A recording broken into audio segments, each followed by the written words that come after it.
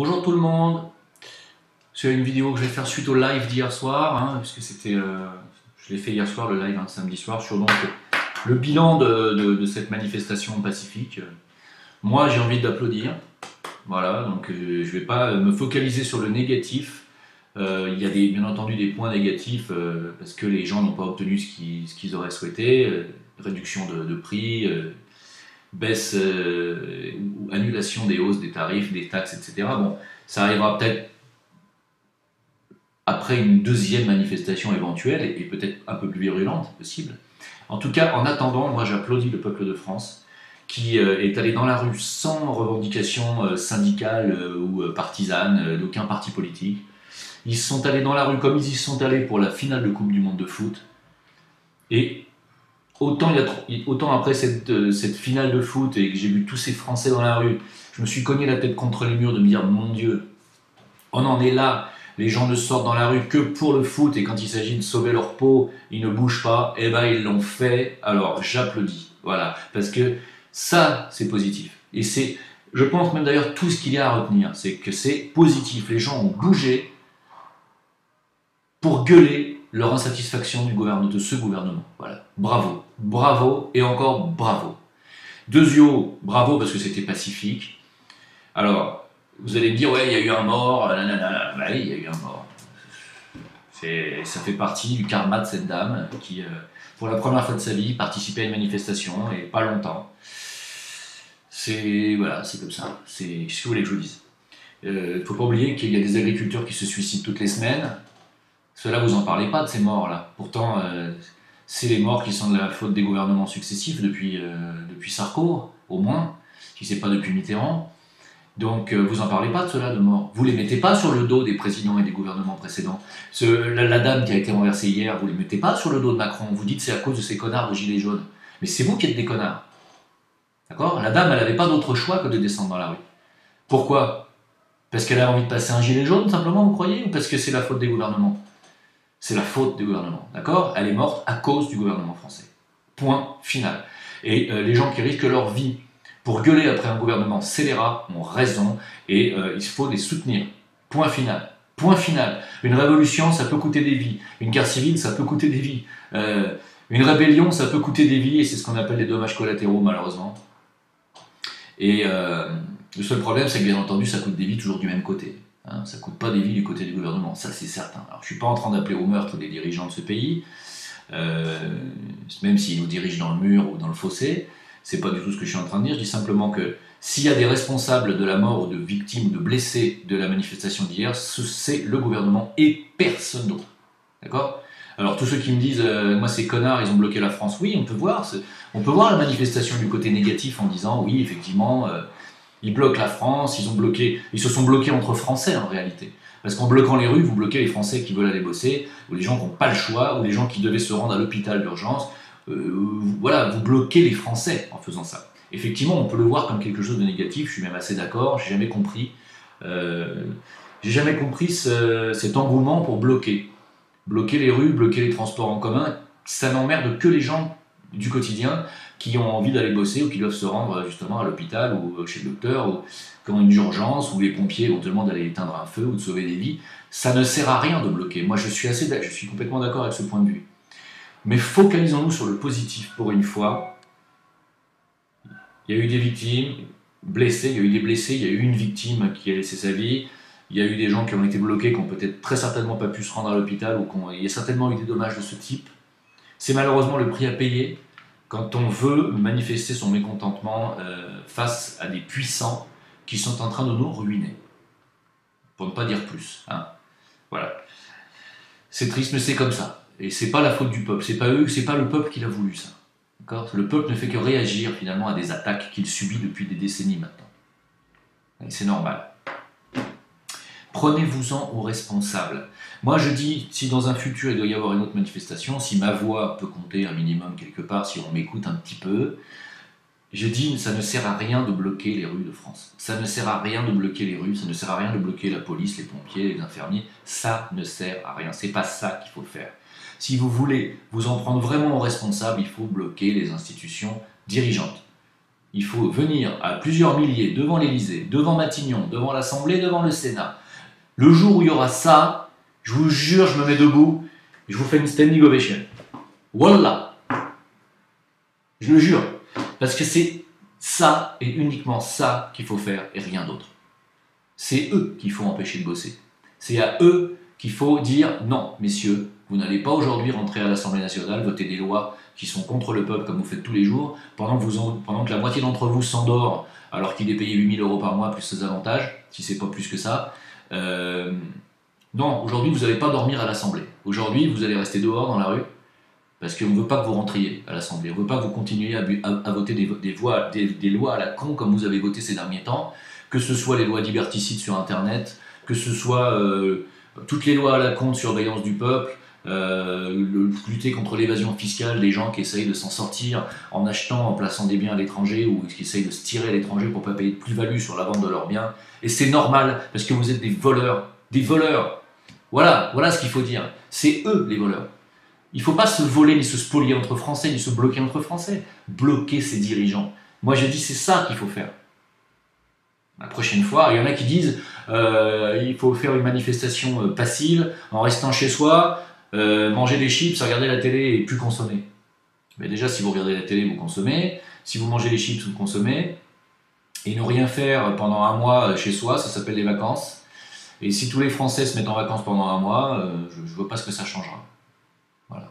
C'est pas pendant un mois qu'il faut boycotter les grandes surfaces, qu'il faut boycotter. Puis il y a des gens qui pourront pas le faire de toute façon, parce qu'il y a des gens qui ont besoin de soins, il y a des gens qui ont besoin d'alimentation parce qu'ils ont des enfants, et c'est pas possible cette histoire-là. Et de toute façon, une manifestation passive comme ça, où les gens, où on dira aux gens d'arrêter de consommer, s'il y en a comme hier, entre 300 000, nous a-t-on dit, et 1 million qui le font, c'est déjà bien, c'est beaucoup. Sauf que c'est dérisoire par rapport à 65 millions, 68 millions de Français. S'il y a 1 million de personnes qui s'arrêtent de consommer demain, vous croyez que ça va changer quoi que ce soit au système? Il faut que ce soit 50 millions de Français qui s'arrêtent de le faire. Or, ça n'arrivera jamais et vous le savez. Donc cette histoire de manifestation passive, vous pouvez l'oublier. Même si je sais qu'il y a beaucoup de gens que j'aime bien, qui viennent sur mon Discord, qui prônent qui s'imaginent vraiment que c'est comme ça qu'on va changer les choses. Non. Une révolution ne s'est jamais faite dans son canapé à regarder la télé. Jamais. Voilà, jamais. Et on est dans une époque pré-révolutionnaire. Ce qui s'est passé hier est une pré-révolution. C'est un avertissement. Or, comme, pour terminer avec cette histoire, le gouvernement ne changera rien, Castaner a dit on ne va pas bouger d'une virgule notre plan. C'est-à-dire, ils vont continuer à augmenter donc l'essence, le diesel, etc. Ils vont augmenter les péages de manière drastique à partir du mois de janvier. Drastique, c'est je ne sais pas combien de centimes, j'ai pas eu l'information. Ils vont instaurer des péages à l'entrée des grandes villes, en plus, et c'est pas fini. Voilà. N'oubliez pas que pendant ce temps-là, ils ont privatisé la Française des Jeux, c'est-à-dire que la Française des Jeux est une institution qui rapporte de l'argent en permanence. Ça rapporte. La Française des Jeux ne peut pas perdre d'argent. C'est comme au casino, un propriétaire de casino ne perd jamais d'argent. Eh bien la Française des Jeux gagne de l'argent et c'est de l'argent qui doit revenir au peuple de France. Eh bien non, ça a été privatisé. Maintenant l'argent que vous donnez, cet impôt que vous payez en jouant au loto ou au PMU, parce que c'est un impôt que vous payez, une taxe supplémentaire en réalité, calculez combien vous payez chaque année si vous jouez au PMU ou si vous jouez au loto, regardez combien vous gagnez et combien vous avez dépensé. Et vous allez comprendre que vous avez payé un impôt de plus. Cet argent-là qui doit vous revenir d'une manière ou d'une autre quelque part, ne vous reviendra plus. Il ira dans la poche de gens qui ont racheté les parts de la Française des Jeux. Merci, monsieur Macron. D'accord? Juste comme ça, au passage. Ça continue. C'est-à-dire qu'il continue à piller les Français. Les autoroutes devaient être gratuites dès les années... alors, je ne sais plus exactement laquelle année, mais je crois que les autoroutes de France devaient être gratuites en 1980 ou 85. C'est-à-dire qu'ils étaient remboursés par les Français, par les péages. Ils étaient déjà remboursés en 1980 ou 85. Donc ça fait déjà 30 ans qu'on ne devrait plus payer de péages en France, ou très peu, pour l'entretien, etc. Or, non seulement les péages sont toujours payants, de plus en plus chers, et ont été privatisés, puisque c'est le groupe... c'est de la Vinci qui a racheté les péages, je ne sais plus qui a racheté les péages exactement, et c'est encore un grand groupe, c'est une grande multinationale. Les péages ont été privatisés alors qu'ils appartiennent au peuple de France, c'est les Français qui les ont payés, ils les ont payés. Les barrages électriques, qui ont toujours été bénéficiaires et qui ont toujours apporté de l'argent, viennent d'être privatisés à hauteur de 50% ou 49%, alors que ça rapporte, la Française des Jeux, etc. et j'en passe. Alors pour ceux qui veulent comprendre à quel point on se fait mettre à poil, et on se fait, enfin vous faites mettre à poil et voler, parce que moi je ne participe plus à ce système, vous le savez, ça m'écœure tellement que moi j'ai préféré en partir, ce qui ne m'empêche pas de faire une critique, objective. Si vous voulez à quel point vous vous faites mettre à poil par ce système, écoutez les revues de presse de Pierre Jovanovic, qui vient encore d'en faire une dernière là, et qui vous explique dans le détail ce qui est privatisé et ce qu'on vous retire, et ce qu'on vous vole. Voilà, c'est simple, et vous allez comprendre. Donc, si manifestation prochaine il y a, avec ou pas, avec gilet jaune ou pas, ça, moi à mon avis ça sert à rien d'aller bloquer les rues. Il faut aller, il faut monter à Paris, oui, il y en a beaucoup qui me disent « Ouais, mais les manifestations, il n'y a pas que Paris, la France, c'est pas Paris. » Non, mais la tête pensante, elle est à Paris. Pardon, la tête dirigeante, plus exactement, est à Paris. L'Élysée, Matignon est à Paris, sont à Paris, on n'y peut rien, c'est pas moi qui l'ai voulu. Et donc, si manifestation prochaine il y a, et s'il y a vraiment volonté de faire dégager Macron et sa cour, c'est là qu'il faut aller, c'est Élysée, Matignon, Assemblée. C'est tout ce que j'ai à dire. Alors, je tiens quand même à remarquer une dernière chose. Il n'y a aucun personnage politique qui a participé à ces gilets jaunes, donc il n'y a pas eu de récupération, c'est très bien. Aucun syndicat, c'est très bien. Par contre, aucun gaucho non plus n'a voulu applaudir ni encourager cette manifestation. Aucun gauchiste, aucun parti syndical, aucun syndicat de travailleurs, rien du tout. Parce qu'ils considèrent que les gens qui descendent dans la rue sont des fachos, et des gens qui veulent faire du protectionnisme sont des fachos, donc des nazis presque. Je dis juste ça, voilà, pour que vous compreniez bien que moi je me suis pris la tête hier même avec quelqu'un, comme j'expliquais hier pendant le live, que vous pouvez regarder sur ma chaîne secondaire Jim Le Veilleur. J'expliquais que je me suis pris la tête avec un mec ici même, un Français résident ici au Maroc, qui me disait que les gilets jaunes étaient des vrais connards parce qu'il y avait eu un mort. Et j'ai eu beau lui expliquer que le mort, c'était la faute de Macron, le mec n'en démordait pas. Pour lui, les gens qui mettaient un gilet jaune sont des connards de fachos, qui ne pensent qu'à leur nombril, et qui ne se rendent pas compte de la chance qu'ils ont de vivre en France, et de tous les avantages qu'il y a en France, parce que la misère est bien pire ailleurs, en Afrique ou en Asie. Ce mec ne comprend pas que tu gagnes 200 € en Asie, alors que ton loyer est de 30 € par mois, tu vis aussi bien qu'en gagnant 1200 € en France avec un loyer de 800 €. Tu vis mieux même. Parce que dans un pays asiatique, tu es au bord de la mer, tu es dans la nature, tu vas pas manger de l'agroalimentaire bourré d'aluminium, de pesticides et d'antibiotiques. Et au moins, tu es sur une belle plage aussi si tu habites aux Philippines ou un pays comme ça. Ce qui n'est pas le cas en France. En France, tu as 1200 €, tu as au moins entre 500 et 700 € de loyer, il te reste 500 € pour bouffer dans le mois, tu fais une sortie resto et c'est tout. Et tu arrives le 25 du mois, tu manges plus que des pâtes et de l'eau du robinet parce qu'il faut que tu arrives, il faut que tu attendes ta paye de 5-6 jours plus tard. Voilà. Bon. Non, on vit pas mieux en France avec 1200 € qu'avec 200 € en Asie, ou même 150 € en Asie. C'est pas vrai. La misère est la même. Alors certes, en France, on a les soins gratuits, on a des trucs gratuits, c'est vrai. C'est le seul avantage. Le reste, c'est la merde pareil. Donc je me suis pris la tête avec cette espèce de crétin qui a fini par dire que les nationalistes et les gens qui votaient Front National, il fallait tous les gazer. Il a quand même fini par dire ça. Un gaucho, un mec de 68 ans qui a travaillé, qui a été professeur toute sa vie. Un mec qui considère que les ouvriers qui votent FN, aujourd'hui, il faut les gazer. Tout en critiquant la politique hitlérienne, en disant que le FN c'est Hitler, et Hitler a gazé des gens, mais par contre il faut gazer les gens qui votent FN.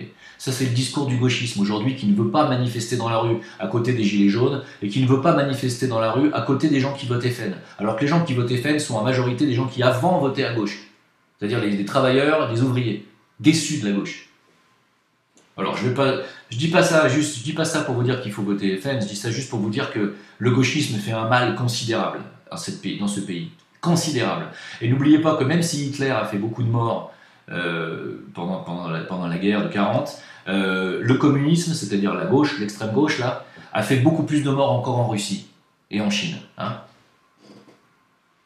Voilà, donc merci en tout cas de m'avoir suivi, merci de m'avoir écouté. Moi je suis heureux quand même, je suis très heureux, voilà, moi je suis très positif sur cette manif et comme évidemment rien ne va changer hein, de la part du gouvernement, on peut s'attendre, et il faut se préparer peut-être à d'autres manifs et peut-être mieux l'organiser et mieux cibler. Voilà, c'est mon discours. Pour ceux qui ont des questions ou qui ont envie de me contacter, je suis toujours sur VK et Facebook à Jim Leveilleur. Merci pour les tipeurs, grand merci. Et puis on continue le travail, on lâche rien. Pour ma part, voilà, actualité à suivre. Et puis il y a d'autres choses à dire, donc je vais faire d'autres vidéos sur d'autres sujets là, parce qu'il y a pas mal de choses à dire. Je vous en parlerai dans d'autres vidéos. Merci de votre attention. À bientôt. Bye bye.